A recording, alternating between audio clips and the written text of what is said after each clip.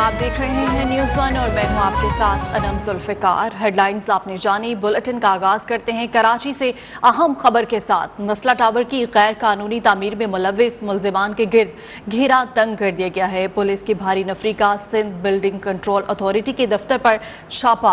Police बगैर किसी गिरफ्तारी वापस रवाना हो गई। पुलिस ने साबिक डायरेक्टर सरफराज हुसैन, सफ्तर मक्सी, निसार अहमद समेत दीगर जिम्मेदारान के बारे में पूछताछ की।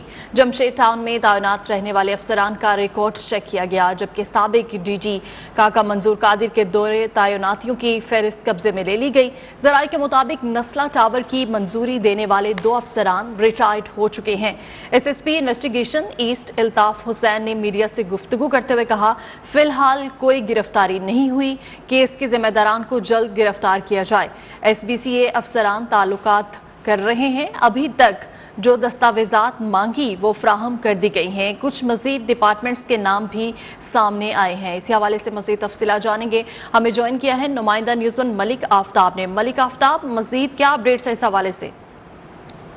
जी बिल्कुल, आपसे कुछ देर पेशतर सिंध पुलिस की भारी नफरी यहाँ पर पहुंची थी SP इन्वेस्टिगेशन इल्ताफ हुसैन की निगरानी में, और तकरीबन 3 घंटे तक यहाँ पर जो है वो उन अफसरान की तलाश की गई जो नस्ले टावर के दौर में जब वहाँ पर जिनकी तैनाती रही थी, लेकिन गिरफ्तारी अमल में नहीं आई। इस वजह से SP इल्ताफ का कहना था कि जल्द गिरफ्तारी अमल में आएगी और एक टीम वहाँ पर लुधियाना से भी रवाना हो गई है। लेकिन मैं आपको मजीद अपडेट आगाह करूँ कि अब जैसी पुलिस की टीम रवाना हुई है, एंटी करप्शन की टीम वहाँ पहुँच गई है, और एंटी करप्शन की टीम जो है वो भी नस्ला टावर के केस में जो है इसकी तहकीकात कर रही है और अफसरान की तफसीलात फराहम करने के लिए कल भी ये टीम आई थी। आज फिर यहाँ टीम पहुँच चुकी है और इस वक्त अफरा तफरी का आलम है। बिल्डिंग कंट्रोल के ऑफिस में तमाम अफसरान जो है वो रवाना हो चुके हैं और एक काफी खौफ और राहत का आलम है। एंटी करप्शन की टीम इस वक्त मौजूद है सिविक सेंटर के जो वाक़या है बिल्डिंग कंट्रोल का ऑफिस, और खास तौर पर जो जमशेद क्वार्टर का जो है ऑफिस है टाउन का, वहाँ पर जो है वो इस वक्त टीम मौजूद है। कुछ अहम फाइलें भी कब्जे मिली गई हैं, उन अफसरान की वजह से पूछताछ की जा रही है कि जो नस्ले टावर के जो है जब बना था उस दौर में जिनकी तैनाती रही है, जिसमें साबिक DG काका गुलाम कादिर के दौर में जो तैनाती हुई है। अच्छा मलिक आफ्ताब, ये भी बताइएगा कि बताया जा रहा है SBCA की बिल्डिंग पर एक बार फिर छापा मारा गया है, कोई गिरफ्तारी अमल में लाई गई है? देखिए ना, पुलिस ने छापा मारा था, उसमें गिरफ्तारी अमल में नहीं आई थी, लेकिन ये बात थी पुलिस हुकाम की में देना था कि गिरफ्तारी चंद रोज में मुतवक्किल है। एक टीम मजदूर से भी रवाना हो गई है, लेकिन जो हमारी बात हुई है एंटी करप्शन के अफसरान से, उनका कहना है कि हमें भी तहकीकात दी गई है नस्ला टावर पर और हम भी इसी सिलसिले में यहाँ पर पहुंचे हैं, और उनकी कोशिश है कि दोनों टीमों की कोशिश है कि पुलिस हकाम की कोशिश है कि हम गिरफ्तारी करें, और जबकि एंटी करप्शन की कोशिश है कि इस गिरफ्तारी में जो है वो सेहरा उनके सर जाए। लिहाजा इस वक्त जो है ये दोनों जो महकमे हैं वो अपनी कारकर्दगी के लिए यहाँ पर मौजूद हैं, क्योंकि एंटी करप्शन का दूसरा छापा है और पुलिस का पहला छापा था। ठीक है मलिक आफ्ताब, बहुत शुक्रिया, आप हमें अपडेट कर रहे थे। कौमी सलामती पॉलिसी ऐवान में ना लाए जाने पर अपोजिशन का सेनेट में शदीद एहतजाज। कायदे ऐवान शहजाद वसीम की तकरीर के दौरान शोर शराबा किया और चेयरमैन सेनेट सादिक संजरानी के डाइस का घेराव कर लिया। इस दौरान सादिक संजरानी अपोजिशन अरकान को नशिस्तों पर जाकर एहतजाज करने की तलकीन करते रहे, लेकिन उनकी किसी ने ना सुनी। चेयरमैन सेनेट का कहना था कि अपोजिशन गलत रिवायत को फरोग दे रही है।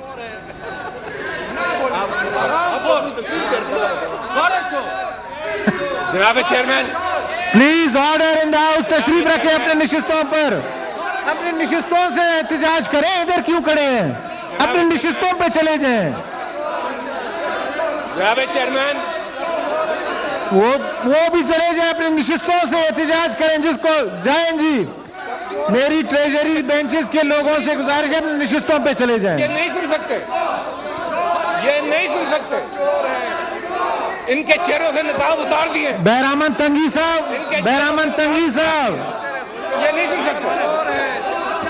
जनाब अपनी निशिस्तों पे चले जाएं प्लीज। इस्लामी साम्राज्य की कठपुतलियां ये खड़ी हैं। इसी हवाले से मजीद आपको बताएं, कौमी सलामती पॉलिसी सेनेट में न लाए जाने पर पीपल्स पार्टी का एहतजाज। शहरी रहमान का कहना था कि हमें कौमी सलामती पॉलिसी का मीडिया से पता चला, लेकिन सेनेट को पता ही नहीं कि ये पॉलिसी क्या है। शहरी रहमान ने बढ़ती महंगाई पर भी कड़ी तनकीद की। कहा हुकूमत मिनी बजट पेश करने जा रही है, लेकिन उनके इत्तेहादी तैयार नहीं। हुकूमत ने स्टेट बैंक को IMF के पास गिरवी रखवा दिया। अब ये आलमी साम्राज्य को बराह रास्त जवाबदेह होंगे।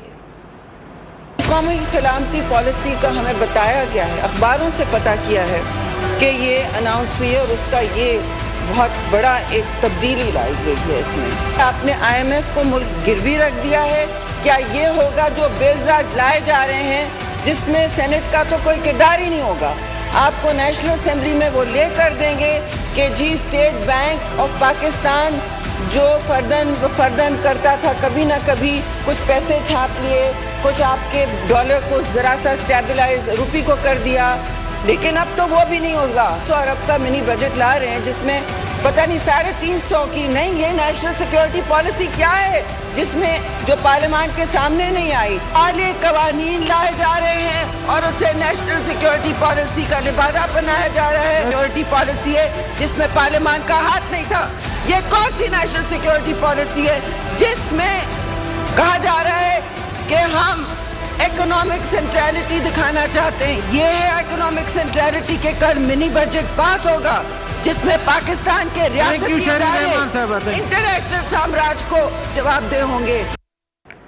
हिज़्ब इख्तिलाफ से कौमी सलामती पॉलिसी के मुसव्वदे के लिए तजावीज़ मांगी थी, लेकिन अपोजिशन अरकान कौमी सलामती पॉलिसी के लिए मुतल्लिका कमेटी में नहीं आए। कायदे ऐवान शहजाद वसीम का सेनेट में वजाहती बयान। खिताब के दौरान अपोजिशन अरकान का शोर शराबा भी जारी रहा, जबकि शहजाद वसीम का कहना था कि पीपल्स पार्टी की हुकूमत 10 बार आई, MF के पास गई, सबसे ज़्यादा बेल आउट पैकेज भी उन्होंने लिए, उनके लिए गए कर्ज हम अदा कर रहे हैं। कमेटी का इजलास हुआ, इनको बुलाया गया, इन्होंने वहां पर आना गवारा नहीं किया।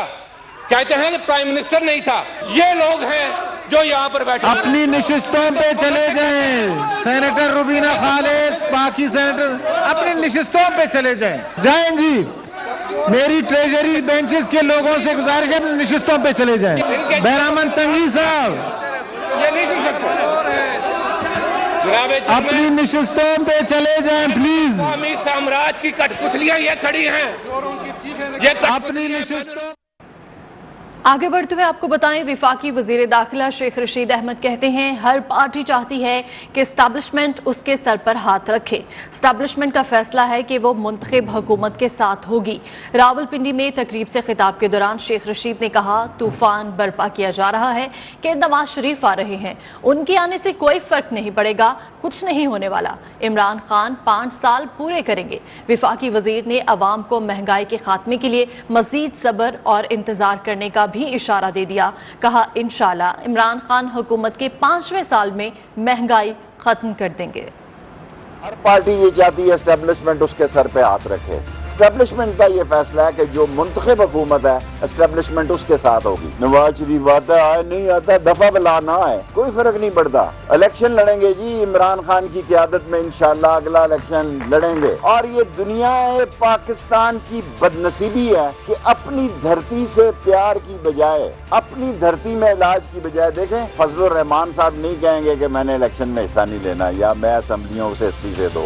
ये अच्छी बात है। मुझे अल्लाह से पूरी उम्मीद है कि ये 5वें साल में इमरान खान महंगाई खत्म करेगा। विफाकी दारुल हुकूमत में ऑर्डिनेंस के जरिए लाया गया नया बल्दियाती निज़ाम इस्लामाबाद हाई कोर्ट में चैलेंज कर दिया गया। अदालत ने सदर पाकिस्तान, सेक्रेटरी दाखिला और सेक्रेटरी कानून को नोटिस जारी करते हुए 11 जनवरी को जवाब तलब कर लिया है। इस्लामाबाद के बल्दियाती नुमाइंदों ने नई लोकल गवर्नमेंट ऑर्डिनेंस को चैलेंज किया, जिसमें मौक़िफ़ इख्तियार किया मेयर का बराह रास्त इंतखाब, डिप्टी मेयर्स का ओहदा खत्म करना खिलाफ कानून है। लोकल गवर्नमेंट चलाने के लिए गैर मुंतखब अफराद की काउंसिल भी खिलाफ कानून है। लोकल गवर्नमेंट कानून 2015 की मौजूदगी में ऑर्डिनेंस आइन से मुतसादिम है। खबरें और भी हैं, शामिल करेंगे इस ब्रेक के बाद। कम बैक ब्रेक के बाद आपको बताएं, हुकूमत की जानिब से कल मिनी बजट लाए जाने का इम्कान है। मिनी बजट के हवाले से अरकान पार्लियामेंट की मुतज़ाद राय सामने आ गई है। हुकूमती अरकान मिनी बजट का दिफा करते हुए कहते हैं कि टैक्स अमीर लोगों पर लगेगा, गरीबों को रिलीफ देंगे, जबकि अपोजिशन अरकान पार्लियामेंट परेशान है। उनका कहना है कि मिनी बजट में गरीबों के लिए कुछ भी नहीं होगा, आवाम को रिलीफ मिलने के बजाय उनकी मुश्किलात में मजीद इजाफा होगा। हुकूमत की जानिब से मुमकिन तौर पर मिनी बजट लाने पर अरकान पार्लियामेंट क्या कहते हैं, आइए जानते हैं उनकी जुबानी।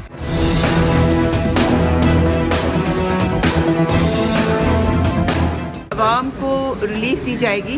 महंगाई बहुत हो गई है, तो किसी तरह गरीब का गुजर बसर मुश्किल है, तो उनको रिलीफ देने के लिए ये मिनी बजट ला रहे हैं। कुछ ख्वाहिशात हैं गवर्नमेंट की जो कोशिश कर रहे हैं कि हम पूरी कर लें, कुछ एग्जेम्पशंस हैं कह रहे हैं। पूरी कौम को पता था कि ये फेलियर है इनकी जो फिनांस टीम है और धक्के से चलाई जा रही थी।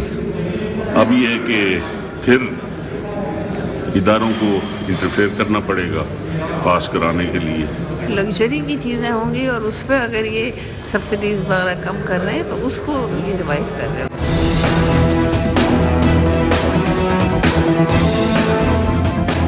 हुकूमती अरकान पार्लियामेंट का कहना है कि मिनी बजट अमीरों पर टैक्स लगाने के लिए लाया जा रहा है और इसमें गरीब को रिलीफ मिलेगा, जबकि अपोजिशन का कहना है कि हुकूमत मिनी बजट की सूरत में एक महंगाई का और बम गिराने वाली है। Ahmad Nawaz, news 1, parliament house, Islamabad. मुशीर ज़राअत सिंध मंजूर वसान ने इमरान खान को गोरबाचौफ करार दे दिया। कहते हैं समझ से बालातर है, विफाक सिंध के साथ नारवा सलूक क्यों कर रहा है। विफाकी वजीर हमाद अजहर ने सिंध की खाद कम करके पंजाब को दी। वो कोटा सिस्टम को तूल दे रहे हैं जो काबिल कबूल नहीं। तो कसूर किसका है? कसूर है फेडरल गवर्नमेंट का। और ये नया सिस्टम में मैंने कभी पहले कोटा सिस्टम नहीं देखा था। कोटा बढ़ा दी जाए पंजाब की, ये नहीं सुना था। और मिनिस्टर की कोटा, ये एक अजीब और नई मंतक है। मुझे अफसोस से कहना पड़ता है, हमें मुल्क चलाने की हम कोशिश कर रहे हैं पीपल्स पार्टी, ये मुल्क को पता नहीं, ये मेरे ज़हन में ये इन बिलावल भुट्टो जरदारी की शादी 2022 या 23 में हो जाएगी। पीपी रहनुमा मंजूर वसान ने पेशगोई कर डाली। कहा बिलावल भुट्टो की शादी वजीर आजम बनने के बाद होगी। बिलावल भुट्टो जरदारी की शादी 2022 या 23 में हो जाएगी। पीपी रहनुमा मंजूर वसान ने पेशगोई कर डाली। आने वाले साल में बिलावल भुट्टो की शादी आप देख रहे हैं, कोई वलीमा होगा नहीं होगा, या अगर होगा तो दुल्हन कहाँ की होगी? पाकिस्तान। शादी 2022 या 23 में होगी, वजीर आजम बनने के बाद होगी। और यहाँ वक्त हुआ है ब्रेक का, लेकिन उससे पहले शामिल करेंगे खातून वजीहा सवाती कत्ल केस से मुतालिक एक और अहम खबर दे। मरकज़ी मुलजिम रिजवान हबीब का एक और झूठ पकड़ा गया। मुलजिम रिजवान हबीब ने मकतूला वजीहा सवाती को तलाक दी हुई थी। न्यूज़ 1 ने तलाकनामा की कॉपी हासिल कर ली है, जबकि साबिका शोहर रिजवान हबीब ने मकतूला वजीहा सवाती को ताहाल हक महर भी अदा नहीं किया था। इसी हवाले से मज़ीद तफसीलात जानेंगे। हमें ज्वाइन किया है नुमाइंदा न्यूज़ 1 यासिर हकीम ने। यासिर हकीम, इस केस में मज़ीद इंकशाफात भी सामने आए हैं। बताया जा रहा है कि मुलजिम रिजवान हबीब ने मकतूला वजीहा सवाती को तलाक दी हुई थी।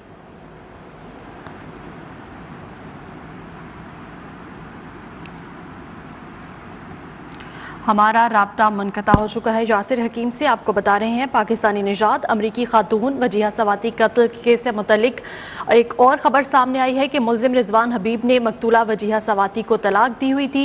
न्यूज़ 1 ने तलाकनामे की कॉपी हासिल कर ली है, जबकि साबिका शोहर रिजवान हबीब ने मकतूला वजीहा सवाती को ताहाल हक महर भी अदा नहीं किया था। भारतीय अदाकार नसीरुद्दीन शाह ने हिंदू इंतहा पसंदों की मुस्लिम मुखालिफ मुहिम से भारत में खाना जंगी का इंतबाह दे दिया है।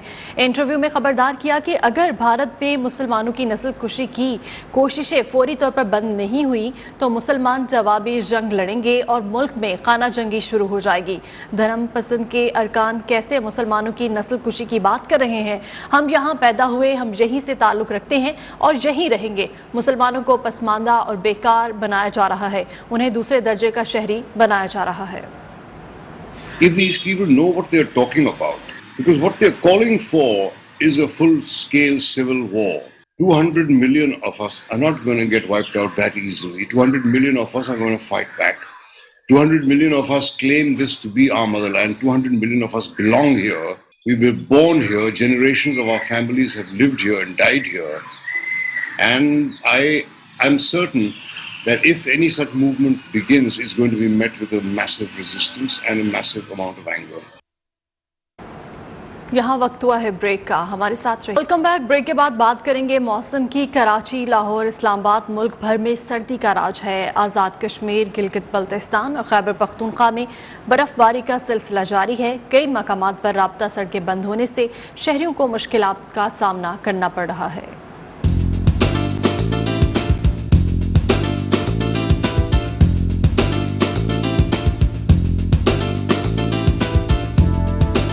कराची, लाहौर, इस्लामाबाद मुल्क भर में सर्दी का राज। बाला इलाकों में कहीं हल्की बारिश तो कहीं मुतला जुज़वी अबर आलूद रहने का इम्कान। महकमा मौसमियात के मुताबिक गिलगित बल्तिस्तान और बालाई खैबर पख्तूनख्वा के कुछ इलाकों में रिमझिम बरसने का इम्कान है। बलूचिस्तान के शिमाल मगरबी हिस्सों में कल गरज चमक के साथ बारिश का इम्कान है। सबसे कम दर्जा हरारत अस्तोर में -10 और स्कर्दू में -9 डिग्री सेंटीग्रेड रिकॉर्ड किया गया। चीफ मेट्रोलॉजिस्ट कराची डॉक्टर सरदार सरफराज ने कहा कि जनवरी से कराची में बारिश का दूसरा स्पेल बनना शुरू होगा। देखिए, अगला स्पेल 31 दिसंबर से इंटर होगा। बलूचिस्तान में उनके चागी डिस्ट्रिक्ट और कोयटा और उन इलाकों में बारिश होगी, पहाड़ों पर बर्फबारी होगी। और कराची में उम्मीद है कि फिर 5 या 6 जनवरी को कुछ हल्की बारिश दोबारा से। आजाद कश्मीर में बाग, मुजफ्फराबाद और दीगर इलाकों में बर्फबारी से बंद राब्ता सड़कें 2 रोज बाद भी खोली न जा सकी। नीलाबत में इलाका मकीन अपनी मदद आप के तहत रोड खोलने का काम कर रहे हैं। इलाका मकीनों का कहना था कि रास्ते बंद होने के बाद दूसरे इलाकों को जाने के लिए कई किलोमीटर पैदल सफर करना पड़ता है। और यहाँ आपको बताएं, इंटरनेशनल क्रिकेट काउंसिल ने पाकिस्तानी खिलाड़ी मोहम्मद रिजवान को 2021 के बेहतरीन T20 खिलाड़ी के लिए नामजद कर दिया है। मोहम्मद रिजवान ने रवां साल 29 T20 मैचेस में 1326 रन बना रखे हैं, जबकि ICC की जानिब से इंग्लैंड के जोस बटलर, श्रीलंका के हसारंगा और ऑस्ट्रेलिया के मिचेल मार्श को भी T20 के बेहतरीन खिलाड़ियों के तौर पर नामजद किया गया है।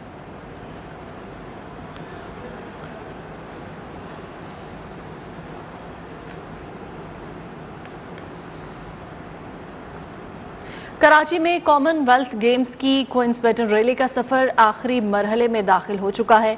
लियारी के ककरी ग्राउंड में खुसूसी तकरीब का एहतमाम किया गया है। बरतानी के deputy high commissioner Martin Dawson तकरीब में खुसूसी शिरकत करेंगे, जिसके बाद मशल मालदीव के लिए रवाना होगी। लियारी में मुनक्किदा तकरीब में डंकी कार्ट, फुटबॉल, बॉक्सिंग और मार्शल आर्ट्स के एथलीट भी शरीक है। कॉमनवेल्थ गेम्स की मशल को बग्गी में घुमाया गया, जबकि लेवा डांस पर हाज़रीन तालियां बजाने पर मजबूर हो गए।